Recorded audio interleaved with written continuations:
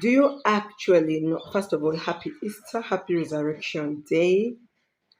Do you actually, now back to business, do you actually know that there is a chance of you walking the same path as your mother or the same path as your father? There are certain things that happen to us because they were not dealt with by our foreparents or forefathers, or name it the way you would love to name it.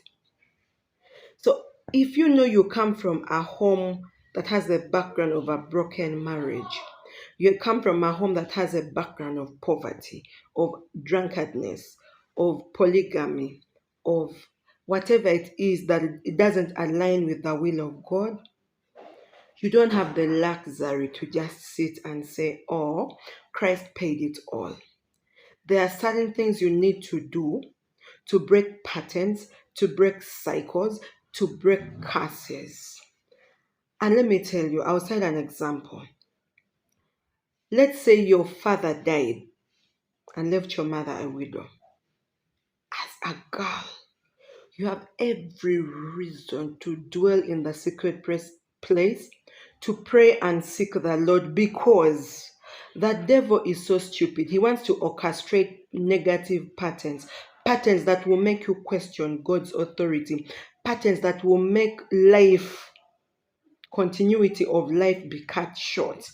So you don't have the freedom or the liberty to live like someone who doesn't have that background. So you ought to pray for your husband. You ought to stand in the gap for your husband. Maybe you come from a home with the background of broken marriages. You don't have the liberty to just sit and fold your hands. You've got to work. You've got to pray. You've got to strategize. Now that is why Audit 2026 is here. A call for us to take charge. So there will be a speaker that will be taking us through how to deal with certain patterns, certain behaviors, certain occurrences that when you look, they look familiar. You're like, this looks familiar. I've seen it somewhere. So at only 10K at Elephante Commons, as an early bird, I encourage you.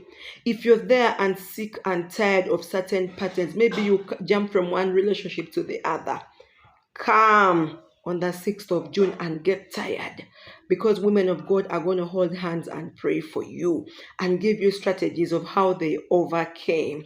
Maybe you come from a background of poverty. Every time whatever you do leads you towards the direction of poverty. Maybe your father never made it in life. Now it looks like the man you're married to is also lazy or heading towards that direction. Come.